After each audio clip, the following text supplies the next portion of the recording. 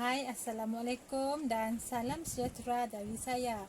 Nama saya Nur Suharti binti Mun. Saya pemegang kad pelajar bernombor 821213521801. Saya merupakan pelajar OUM dari Kuching, Sarawak. Saya mengambil tugasan HBEC 4706 Praktikum 1 Taska. Pada hari ini, saya membuat tugasan iaitu demonstrasi pengajaran dengan tema alam sekitar, timbul dan tenggelam bagi kumpulan kanak-kanak berumur 1 hingga 2 tahun. Tujuan saya memilih tema alam sekitar, timbul dan tenggelam kerana ia proses awal pada peringkat awal kanak-kanak yang berumur 1 hingga 2 tahun. Justeru aktiviti yang dirancang adalah bercorak hands-on yang melibatkan kanak-kanak secara aktif melalui interaksi, bersoal jawab, mendengar secara aktif semasa aktiviti dijalankan. Kanak-kanak juga dapat memahami sesuatu konsep dengan baik melalui pemerhatian, sentuhan, rasa, membuat keputusan, merumuskan hasil dan bercerita tentang aktiviti yang mereka lakukan. Kurikulum Permata Negara menggunakan pedagogi yang bersesuaian dengan kanak-kanak yang berumur 2 hingga 4 tahun, iaitu pedagogi belajar melalui bermain. Bermain merupakan kaedah yang paling berkesan untuk menggalakkan pembelajaran kanak-kanak.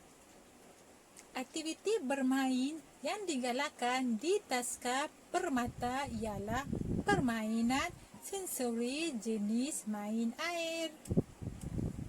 Main air boleh dijalankan semasa kanak-kanak berada di dalam atau di luar bangunan.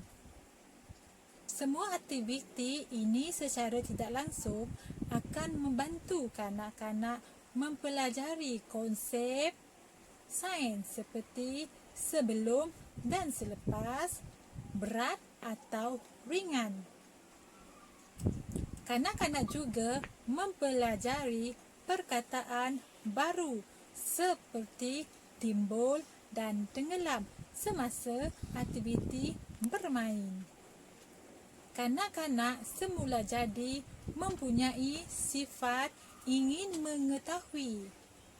Oleh sebab itu, sifat ingin tahu ini perlu disusuli dengan pelbagai aktiviti yang menarik. Hai adik-adik, apa khabar hari ini? Sehat? Cikgu harap adik-adik di rumah sehat ya. Hari ini kita nak belajar subjek sains. Subjek sains, apa yang kita nak belajar ya? Kita nak belajar benda timbul dan benda tenggelam. Okey adik-adik, nak tahu tak apa yang dimaksudkan dengan timbul ya? Timbul adalah sesuatu benda yang berada di permukaan air. Okey, kita tengok ni. Ada sebiji bola di atas air. Okey, kenapa ya bola ini di atas air? Sebab ia ringan. Ya, betul. Sebab bola ini ringan. Okey adik-adik, nak tahu tak apa yang dimaksudkan dengan tenggelam ya? Tenggelam ialah sesuatu benda yang berada di dalam air. Kita tengok ni. Ini apa? Ya, ini pemadam. Tengok, pemadam ini berada di dalam air. Pemadam ni timbul ke tenggelam? Betul. Pemadam ini tenggelam. Kenapa ya pemadam ini tenggelam? Sebab pemadam ini berat. Pandai. Okey adik-adik, jom kita main dan kita teka. Ini apa? Betul, pensel. Ini pensel. Adik-adik rasa pensel ni timbul ke tenggelam?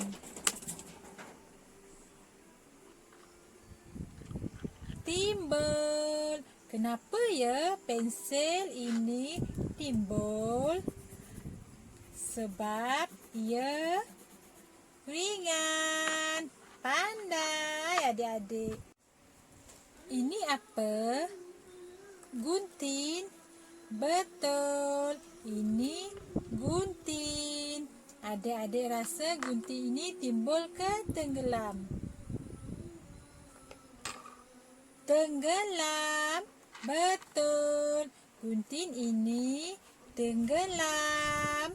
Sebab gunting ini berat.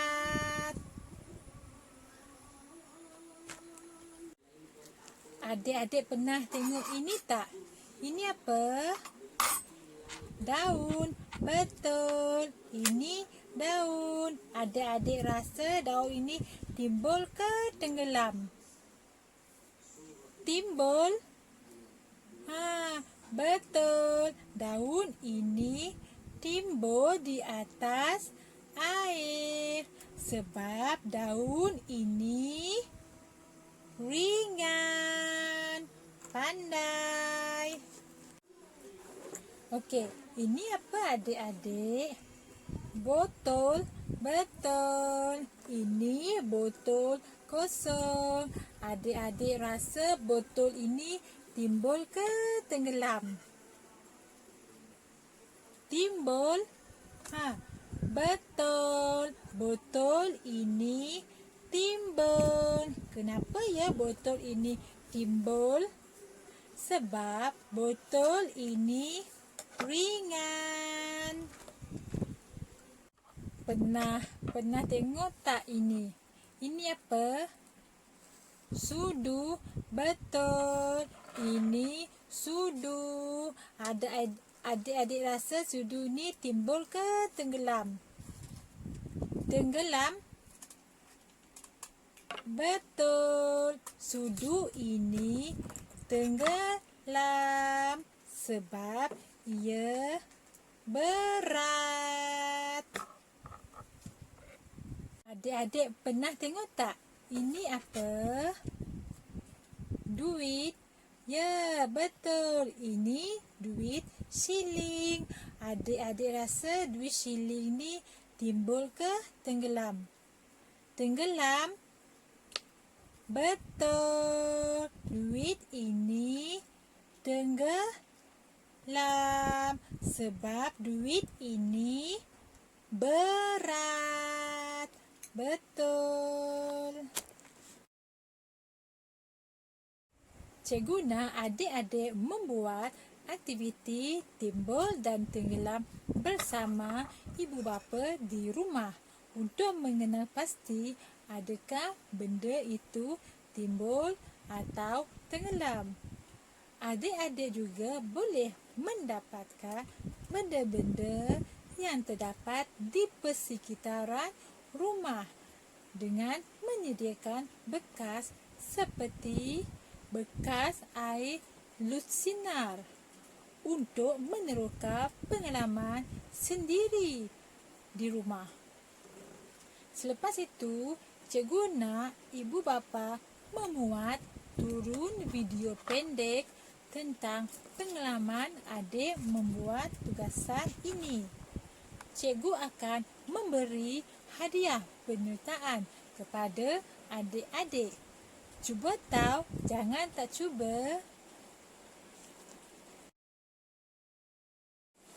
Kesimpulannya, adik-adik dapat membezakan benda yang timbul dan benda yang tenggelam. Adik-adik juga dapat meneroka, mengeksperimen dan mengalami pengalaman sendiri secara hands-on di rumah.